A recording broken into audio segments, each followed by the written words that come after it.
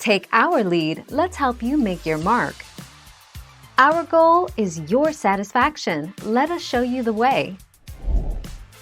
Best of all, no helium required. Simply string the balloons together and hang or knot together and tie to wall depending on your desired look. Most balloon arches take between 80 to 100 balloons depending on how many colors you want to use throughout and how big you fill each of the balloons.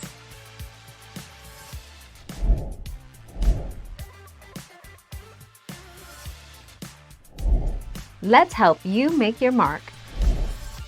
Answer. To attach balloon clusters to the wall, I normally recommend removable glue dots. For a larger balloon banner or garland as you have in mind, you need to use something stronger. If there are no pre-existing hooks in the wall or ceiling, use removable hooks like for example these 3M command hooks.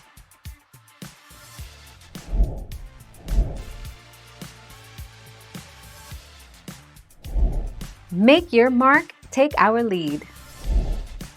You can blow them up 1 to 2 days before and keep the garland indoors. The heat causes them to shrink, until your party.